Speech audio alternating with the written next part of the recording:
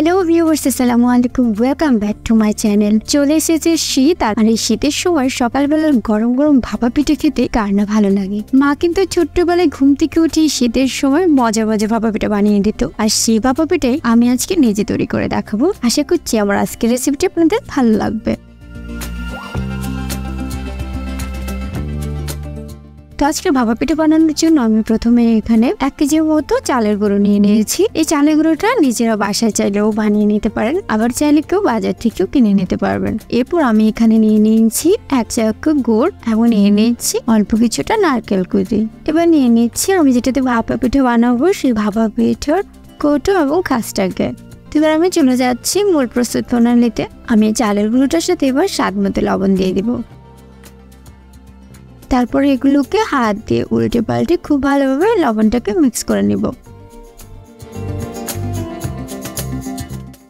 তো মিক্স করা হয়ে গেলে এবার আমি অল্প কিছুটা করে দুধ দিয়ে দেব। দুধ দিয়ে এটাকে আস্তে আস্তে করে আমি একটু মিশিয়ে নেব, যেন খুব বেশি এটাকে পাতলা না হয়ে যায় সেদিকে লক্ষ্য রেখে। কেউ চাইলে কিন্তু দুধের পরিবর্তে এখানে পানিও ব্যবহার করতে পারে। অবশ্য পানি বা দুধ যেটাই হোক সেটা কিন্তু হালকা কিছুটা গরম করে নিতে হবে, আর এটার পরিমাণ বুঝে অবশ্যই আস্তে আস্তে করে মেশাতে হবে। আমি পানির বদলে এখানে দুধ দিয়ে দিয়েছি, কারণ এটা দুধের একটা খুব সুন্দর ফ্লেভার দিবে। এটা আমি যখন হাত দিয়ে মুঠো করে ধরবো এটা একটা ডালা পেকে যাবে, আবার আলতো করে যখন চাপ দেবো তখন কিন্তু ভেঙে যাবে, আর তখনই বুঝতে হবে এটা একদম পারফেক্ট। এবার আমি গুঁড়োগুলোকে একটু চালানোর সাহায্যে চেলে নেব।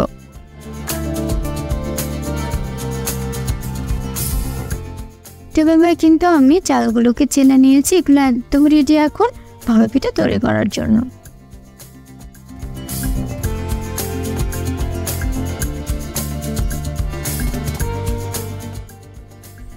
এবার আমি ভাপা পিঠা তৈরি করার জন্য একটি বড় পাতিল বসিয়ে দিয়েছি, আর এখানে ভাপা পিঠার খাসটাকে উপরে দিয়ে দিচ্ছি। এবং এই খাঁচা পাতিলটাকে আমি একটু মাটি দিয়ে এটাকে আটকে দিচ্ছি মুখটা, যেন ভাপ বের না হয়ে যায়। কেউ চাইলে আটা দিয়েও কিন্তু এই কাজটা করে নিতে পারে। এরপরে পাতিলের অর্ধেক পরিমাণ পানি দিয়ে দেব এবং পানিটাকে খুব ভালোভাবে ফুটিয়ে নেব। তারপর যে পিঠার কৌটোগুলো রেখেছে সেগুলোকে আমি তেল মুছিয়ে নেবো একটু এবং হালকা গরম করে নেব, যেন পিঠাটা খুব সুন্দরভাবে উঠে যায়। এবার আমি দেখিয়ে দিচ্ছি কিভাবে আমি পিঠাটাকে তৈরি করে নেব। এবার আমি একটি কৌটোর মধ্যে চালের গুঁড়ি নিয়ে অল্প অল্প করে ভাবে দিয়ে ছড়িয়ে দিচ্ছি। খুব সুন্দরভাবে চারিপাশে কিন্তু ছড়িয়ে দিতে হবে। এরপর কোনো নারকেল থেকে অল্প কিছুটা নারকেল নিয়ে নিচ্ছি, তার সেটাও মাঝখানে আমি ছড়িয়ে দিচ্ছি। এরপর অল্প কিছুটা গুড় নিয়ে নিচ্ছি এবং সেটাকেও কিন্তু ছড়িয়ে দিচ্ছি, এবং ওপর দিয়ে আবারও আমি এই চালের গুঁড়োটাকে দিয়ে দিচ্ছি। এটা কিন্তু খুব বেশি চাপ দেওয়া যাবে না, হালকা করে এটাকে চারিপাশটাকে দিতে হবে, খুব বেশি কিন্তু চাপ দেওয়া যাবে না। এভাবে আমি পিঠাটাকে তৈরি করে নিচ্ছি এবং পরবর্তীতে আমি আরেকটা কৌটো তৈরি করে দেখাচ্ছি। সেম ভাবে আমি আরেকটা পিঠা তৈরি করে দিচ্ছি এবং এভাবে চালের গুঁড়ো দিয়ে এর মধ্যে নারকেল গুঁড়ো এবং কিছুটা গুড় দিয়ে আবারও মুখটা বন্ধ করে দিচ্ছি চালের গুঁড়ো দিয়ে।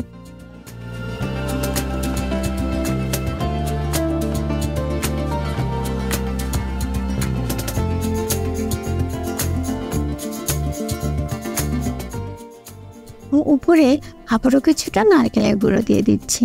এভাবে রেডি হয়ে গেছে কিন্তু পিঠাটা তৈরি করার জন্য। এবার আমি এই ভাপা এসব পাতিলের মধ্যে পিঠাটাকে একটি সাদা কাপড় দিয়ে মুড়িয়ে তার মধ্যে দিয়ে দিচ্ছি। কেউ চাইলে এখানে কাপড়ের পরিবর্তে কিন্তু নেটও ব্যবহার করতে পারে, যার হাতের কাছে যেটা আছে সে সেটা দিয়ে করে নিতে পারেন। তারপর আমি এখানে বসিয়ে উপর থেকে কৌটাটা এবার তুলে নেব। তারপর এই কাপড়টিকে আবারও এটার উপর দিয়ে ঢেকে দিচ্ছি এবং সবগুলো কৌটাতে আমি সেম ভাবে দিয়ে এটা ঢাকনা দিয়ে ঢেকে দিয়েছি। তো 1 মিনিট এভাবে আমি কিন্তু সেদ্ধ করে নিয়েছি এবং 1 মিনিট পর আমি এটাকে তুলে দেখাচ্ছি পিঠাটা কতটা সুন্দর এবং পারফেক্ট ভাবে কিন্তু হয়ে গেছে। এটাকে আমি তুলে সার্ভ করে দেখিয়ে দেবো কতটা সুন্দর হয়েছে। তো বন্ধুরা, তোমরা কিন্তু চাইলে এমন সুন্দর সুন্দর শীতের সময় গরম গরম ভাপা পিঠা তৈরি করে নিতে পারো। দেখতেই পাচ্ছ ভিতরটা কতটা সুন্দর, আর সব দিক থেকে কিন্তু পারফেক্ট হয়েছে।